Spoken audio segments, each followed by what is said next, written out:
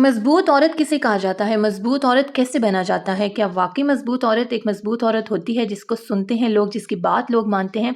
तो आज की वीडियो आपके लिए है। अगर आप भी मज़बूत औरत बनना चाहती हैं तो इस वीडियो को कंप्लीट देखिएगा। आपके सब सवालों का जवाब मैं आपको इस वीडियो में दूँगी। मेरी एक बात याद रखिएगा, हर टाइम रोने वाली औरत किसी को भी पसंद नहीं है। हर वक़्त रोने वाली, हर बात पे रोने वाली औरत किसी को भी पसंद नहीं है। आज मैं आपके साथ कुछ टिप्स एंड ट्रिक्स शेयर करूँगी जिससे फ़ॉलो करने के बाद आप यकीनन रोएँगी नहीं और आप भी मज़बूत औरत बन सकती हैं। और साथ-साथ आज मैं आपके साथ भिंडी की रेसिपी शेयर करूँगी विदाउट फ्राई किए मैंने भिंडी को बनाया था। मोस्टली हर घर में फ्राई हुई भिंडी बनती होगी, बहुत ज़्यादा तेल में, बहुत ज़्यादा ऑयल में, जिससे मोटापा होता है। आज की रेसिपी फ़ॉलो करने के बाद आप भी इस भिंडी को बनाइएगा, बहुत लज़ीज़ भिंडी बनती है। तो जी वेलकम टू माय वीडियो। अस्सलाम वालेकुम, कैसे हैं आप सब? मुझे जहाँ कहीं से भी देख रहे हैं, अल्लाह पाक आपको खुश रखे, ढेरों खुशियाँ नसीब करे, आमीन। आज की वीडियो मैंने स्टार्ट की थी मॉर्निंग टाइम से। मॉर्निंग टाइम मैंने उठते सबसे पहले अपने हस्बैंड के कपड़े प्रेस किए थे क्योंकि आजकल रूटीन इतनी बिजी हुई है क्योंकि बच्चे आजकल 4 दिन स्कूल जा रहे हैं और 3 दिन बच्चों को छुट्टियां हैं। तो जितने 4 दिन होते हैं मेरी कोशिश होती है कि बच्चों को पढ़ाने में ही टाइम लग जाए। तो मैं कपड़े इस्त्री करके नहीं रख रही। वैसे मैं अपनी प्रीवियस वीडियोज़ में बताती रहती हूँ कि मैं कपड़े इकट्ठे इस्त्री करके रखती हूँ, बट आजकल टाइम मिल ही नहीं रहा। तो मॉर्निंग टाइम उठते ही सबसे पहले मैंने अपने हस्बैंड के कपड़े इस्त्री किए, वो भी क्लिप्स मैंने आप लोगों के साथ शेयर कर दिए। और साथ-साथ आप सब सुनाएँ, आप सब कैसे हैं? मुझे कहाँ से देख रहे हैं? मुझे कमेंट्स में बताइएगा। आप लोग मेरी वीडियोज़ पर आते हैं, वीडियो देखकर भाग जाते हैं, बड़े ही अफ़सोस की बात है ना। तो आप चैनल को सब्सक्राइब करते हैं ना, या वीडियो को लाइक करते हैं और ना ही आप लोग अच्छा सा कमेंट करते हैं। कपड़े इस्त्री करने के बाद मैंने बच्चों के लिए सैंडविचेस बनाए जो कि बच्चे लंच बॉक्स में स्कूल लेकर गए थे। और यहाँ पर अभी मैं आपके साथ मॉर्निंग के क्लिप्स ही शेयर कर रही हूँ। रूटीन पहले की तरह सेट हो ही नहीं रही। मैं अपनी प्रीवियस वीडियोज़ में आप लोगों को दिखाती हूँ कि मैं बच्चों के लिए इकट्ठे सैंडविचेस बना के रखती हूँ, वो भी मैं नहीं बना रही। तो मैंने बच्चों को आज लंच बॉक्स में दिया था अंडा ब्रेड। वैसे अंडा ब्रेड दें तो अंडा ब्रेड से निकल जाता है, बच्चों को खाने में मुश्किल होती है। तो मैंने कहा क्यों ना अंडा बनाकर उसे मैं ब्रेड में रख कर तो मैं उसे सैंडविच में रख दूँ ताकि वो अच्छा सा बंद हो जाए और अच्छा सा सैंडविच बन जाए, ताकि अंडा बाहर भी ना निकले और बच्चे भी ईज़िली खाएँ।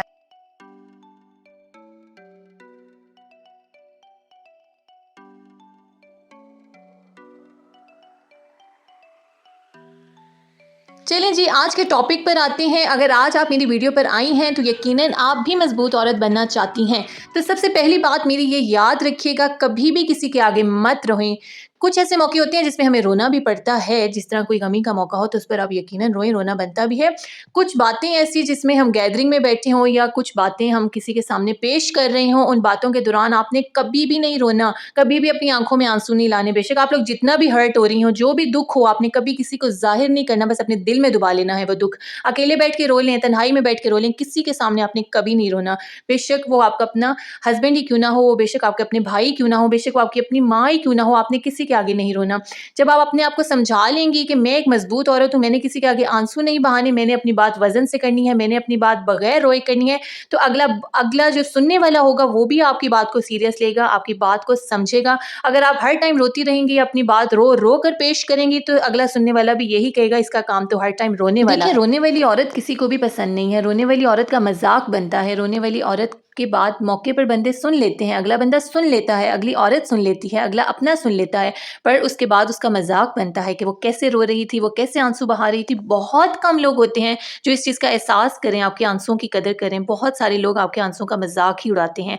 तो आप लोगों ने आज से कोशिश करनी है कि रोना नहीं है, खुद को मजबूत बनाना है। आप सब मेरी इस बात से रिलेट करते हैं ना, मुझे कमेंट्स में बताइएगा। और बच्चे स्कूल जा चुके थे, फिर मैं बच्चों के रूम में आई। बच्चों की अलमारी सबसे पहले मैंने क्लीन करना शुरू की, फिर बच्चों का रूम मैंने क्लीन किया। बच्चों के स्कूल जाने के बाद मेरी सबसे पहले यही कोशिश होती है कि बच्चों के रूम को मैं जल्दी से क्लीन कर लूं। बच्चों के जाने के बाद, बच्चों के रूम के बाद और भी बहुत सारे काम होते हैं, तो मेरी कोशिश होती है पहले बच्चों का रूम क्लीन कर लूं, बच्चों के कपड़े निकाल के रख लूं जो उन्होंने आकर पहनने हैं, उसके बाद बाकी घर के सारे काम शुरू करूं। क्योंकि मैं अपनी प्रीवियस वीडियोस में आप लोगों को बताती रहती हूँ कि मेरे पास कोई भी हेल्पर नहीं है, मैं सारे काम खुद ही मैनेज करती हूँ और साथ साथ वीडियो भी बनाती हूँ और साथ वीडियो को एडिट करके अपलोड भी करती हूँ। बहुत मेहनत लगती है। तो काइंडली चैनल को सब्सक्राइब कर दें, अच्छा सा कमेंट कर दें, वीडियो को लाइक करना तो आपने भूलना ही नहीं। आप लोग यकीनन सोच रही होंगी कि चलें ठीक है, हम रोना बंद कर देते हैं, उसके बाद हम किस चीज़ को फॉलो करें जिससे हम मजबूत बन सकती हैं। तो आपने इस बात को भी फॉलो करना है कि आपने अपनी बात की वजाहत कम से कम देनी है। कम से कम देने का मतलब ये है कि मैंने बहुत सी खवातीन देखी हैं जो एक ही टॉपिक पर घंटों घंटों बहस करती रहती हैं अगले बंदे से या अगली औरत से या अपने अगले करीबी रिश्ते से, तो उसकी बात का भी वजन नहीं होता। एंड पर लोग तंग पढ़कर उठ जाते हैं, ना कि उस बात का कोई हल निकलता है। तो बेहतर ये है कि अपनी बात को मुख्तसर करके समझाएं, लिमिटेड करके समझाएं, ताकि अगले बंदे को समझ भी आ जाए और आपकी बात का हल भी निकल आए। जो औरत घंटों घंटों बात को खींची रखती है, बात को लंबा खरी रखती है, बात पर बहस करती है, उसकी बात नहीं समझ में आती। अच्छा, कुछ ख़वातीन को लगता है कि हम बात को जितना लंबा करें, बात को जितना खींचें तो हो सकता है अगले को हमारी बात समझ आ जाए। तो आप लोग बिल्कुल गलत सोचती हैं। अगर आप अपनी बात को जितना मुख्तसर रखेंगी, जितना लिमिटेड रखेंगी, उतनी ही जल्दी अगले बंदे को आपकी बात की समझ आ जाएगी। जिसने आपकी बात समझनी होती है ना, वो आपकी बात एक जुमले पर ही समझ जाता है। जिसने आपकी बात नहीं समझनी होती, उसकी आप आगे हज़ारों जुमले बोल दें, उसने आपकी बात समझनी ही नहीं होती, क्योंकि उसने आपकी हर बात में कीड़े निकालने होते हैं, आपकी हर बात पर उसने कोई ना कोई सवाल उठाना होता है। तो यकीनन आप लोग इस बात को समझ रही होंगी कि ऐसे लोगों के आगे आप लोग बोलना ही छोड़ दें, ऐसे लोगों के साथ आप लोग बहस करना ही छोड़ दें।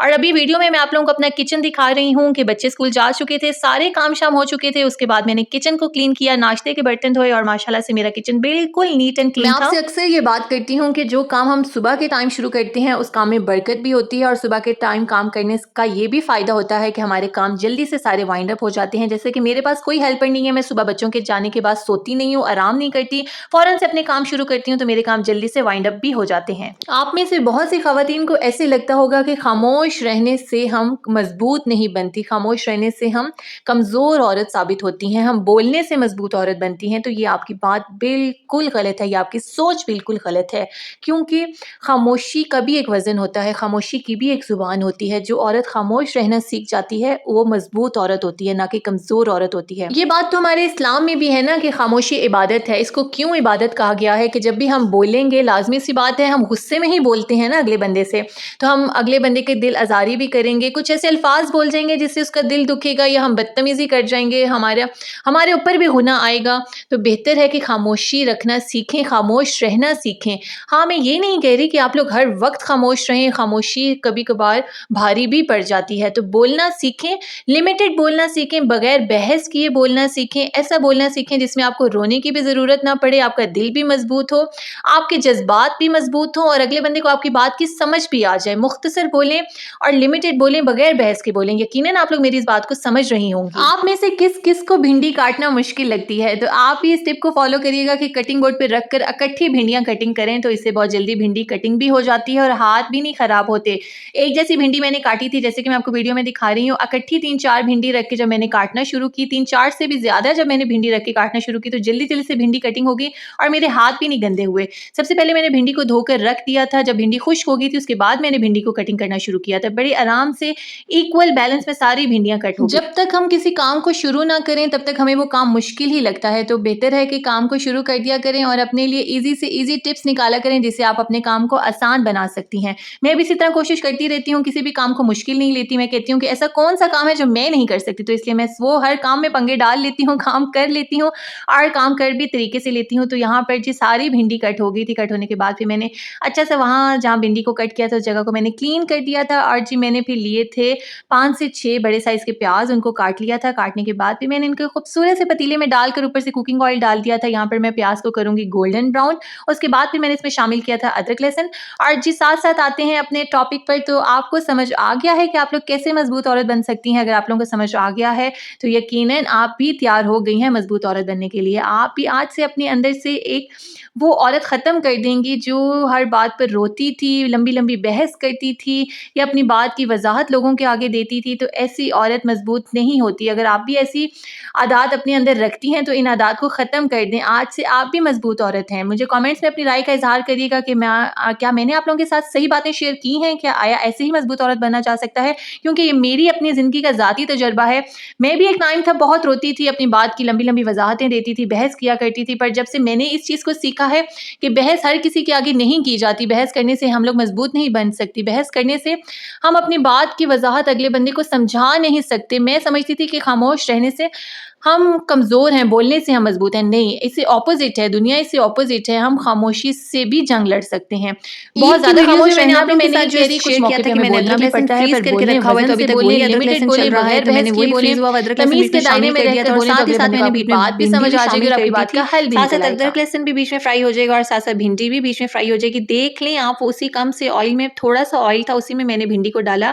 अब उसी में भिंडी को फ्राई करूँगी और मेरे पास टमाटरों का पेस्ट पड़ा हुआ था, वही मैंने बीच में शामिल कर दिया था और साथ साथ मैंने बीच में आधा कप पानी का भी शामिल किया था और हल्की आंच पर मैंने भिंडी को पकने के लिए रख दिया था तकरीबन 20 से 25 मिनट के लिए। इतनी अच्छी भिंडी गल गई थी, इतनी टेस्टी भिंडी गली थी, बिल्कुल भिंडी का टेस्ट प्याज टमाटर के साथ इक्वल टेस्ट आ रहा था। अगर हम फ्राई करके अलग से भिंडी को बीच में शामिल करें तो बीच में भिंडी का अलग जायका होता है, प्याज टमाटर का जायका आता ही नहीं है। तो ऐसे आप इस टिप को भी फॉलो करके भिंडी बनाइएगा, यकीनन आप लोगों की भिंडी बहुत टेस्टी बनेगी। पानी का इस्तेमाल आपने बिल्कुल थोड़ा सा करना है, मैंने बिल्कुल आधा कप पानी का लिया था और हल्की आंच पर भिंडी को पकने के लिए रख दिया था। ना तो मेरी भिंडी टूटी थी और ना ही वो खिचड़ी बनी थी, बिल्कुल अच्छे से भिंडी बन गई थी। मसाले मैंने अपने टेस्ट के मुताबिक डाले थे जितने हम लोग घर में लाइक करते हैं। आप लोग भी अपने टेस्ट के मुताबिक मसाले डाल लीजिएगा, यकीनन आप लोगों को अंदाजा तो होगा ना मसाले डालने का। और जी यहाँ पर भिंडी की रेसिपी मैंने आप लोगों को सारी जुबानी कलामी बता दी है और साथ साथ मैंने आप लोगों को वीडियो में भी दिखा दी है। यकीनन आप लोगों को वीडियो देखकर भी समझ आ रही होगी और मेरी बात की भी समझ आ चुकी होगी। हल्की आंच पर आपने भिंडी को पकाना है, आप लोगों की भिंडी नहीं टूटेगी। आधा कप से ज़्यादा आपने पानी नहीं शामिल करना, इसमें भिंडी हेल्दी बनेगी, बगैर मोटापे के बनेगी। जो इस तरह फ्राई करके भिंडी को पकाते हैं, मैं कहती हूँ उससे इतना मोटापा होता है, उससे इतनी फैट गेन होता है आपके अंदर। तो इस रेसिपी को आप लोग फॉलो करिएगा, हेल्दी वे से आप लोग भिंडी इंजॉय कर सकते हैं। और जी अगर आप मेरी वीडियो पर यहाँ तक आ गए हैं, इट मीन्स आप लोगों को वीडियो अच्छी लगी है, तो वीडियो को लाइक करिएगा, एक अच्छा सा कमेंट करिएगा और चैनल को सब्सक्राइब करना तो आपने भूलना ही नहीं है। बच्चे स्कूल से आ चुके थे, खाना भी तैयार हो चुका था, बच्चों को खाना मैं दे चुकी थी, अब बारी थी मेरी। तो देख लें जी भिंडी की फाइनल लुक, कितनी मज़ेदार भिंडी बनी थी। और ये जी हल्का सा आखिरी फुल्का मेरा था जो कि बीच में से फट चुका था। खैर कोई बात नहीं, मैंने आप लोगों के साथ शेयर कर दिया। मिलूंगी अपनी नेक्स्ट वीडियो में, तब तक के लिए अल्लाह हाफ़िज़।